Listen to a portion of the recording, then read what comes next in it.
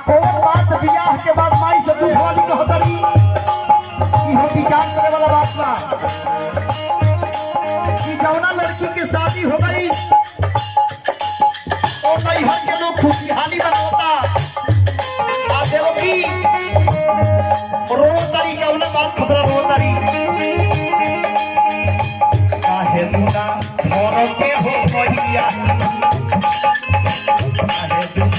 घर के हो भैया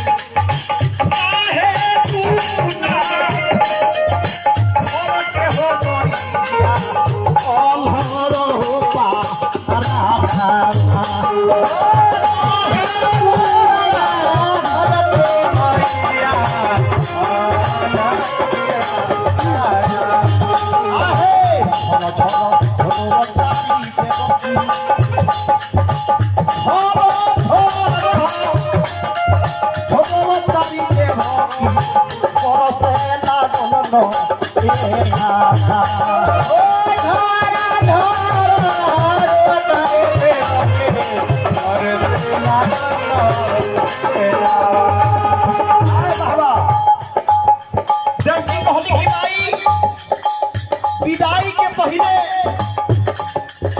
आत्मा हमार तड़फड़ाता रे हमारा ये बुझाता कि कोनो सुगुन होखे वाला बा ये बात के आभास देवकी के मिल गई बा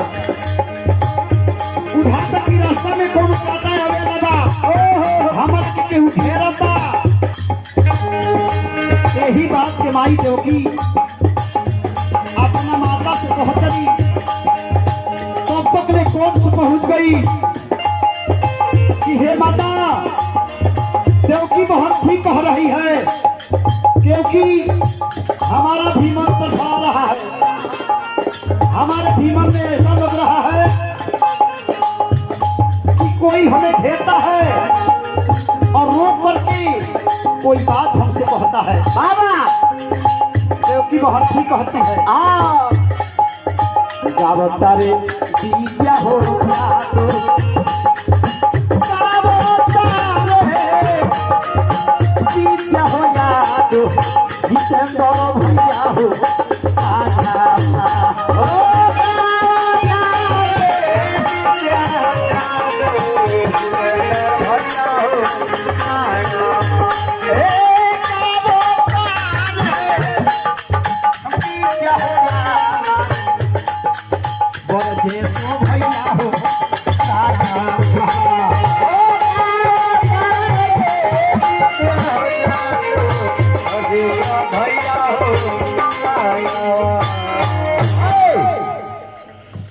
लेकिन कौन कहले बा कि जौन बात देवकी कहतरी माता तहरा से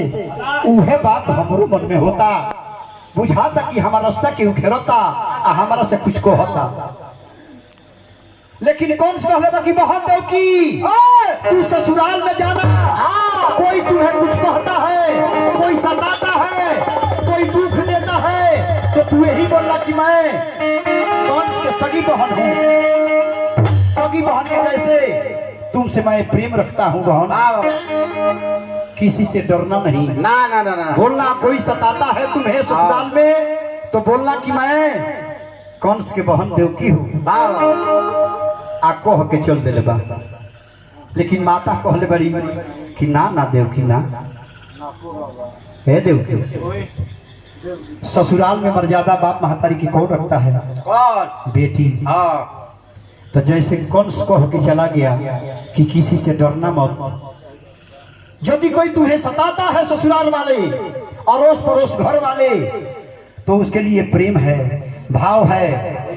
अपने मुट्ठी में कर लेने का भाव रखना चाहिए बेटी को काजी लेकिन कौन कह के चला गया कि तू डरना नहीं ना ना देवकी ये बात नहीं अपने आप को कैसे ससुराल में रहना है इस बात को तुम्हें बनाना है आए ने और विदाई की तैयारी होता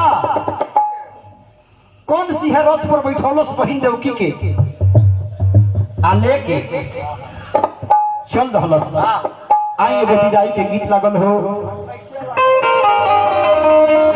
कि डोलिया उठा के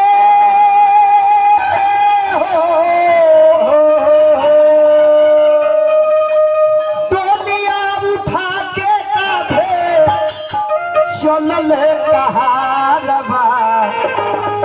अरे चलले कहारबा बेटी परदेसी भैली पड़ते से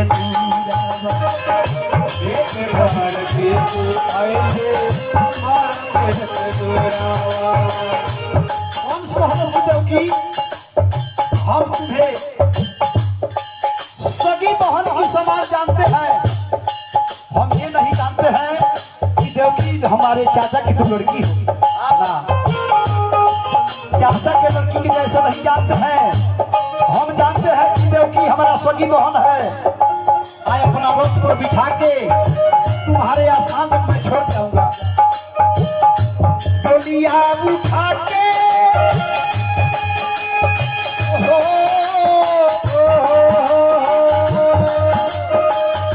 डोलिया उठा के कान्हे, डोलिया उठा के कान्हे चलले कहारबा बेटी परदेसी भैली पड़ते से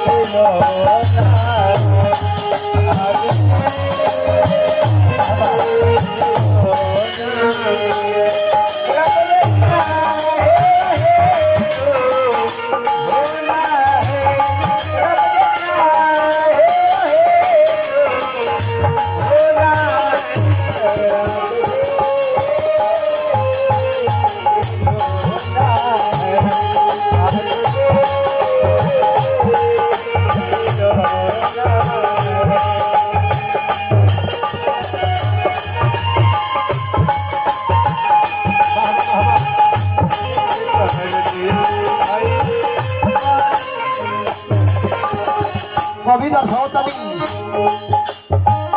भैया के समान बेटी घर में रखाए, एक से खुले तो तुझे छूटा बनाए। भैया के समान बेटी घर में रखाए, एक से खुले बेटी ऐसा संपदा है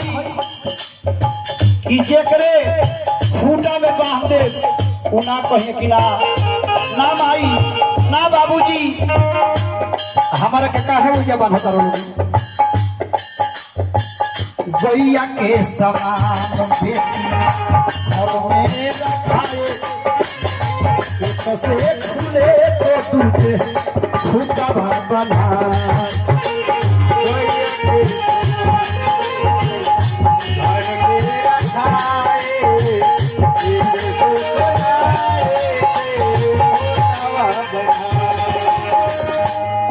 ससुरिया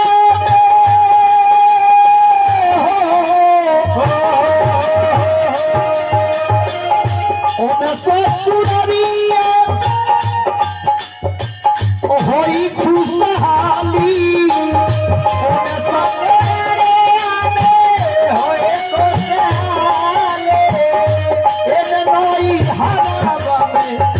देखे दुखदाई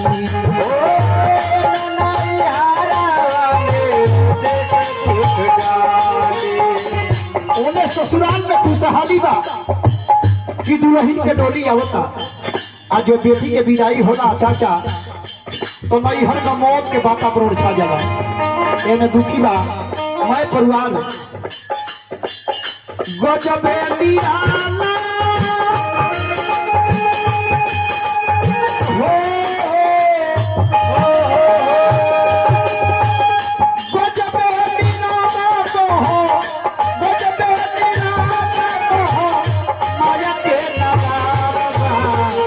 चलो आ बेटी पढ़ो देसी पढ़ो कैसे पूरा बेटी पढ़ो हाय बेटी पढ़ो देसी पढ़ो कैसे पूरा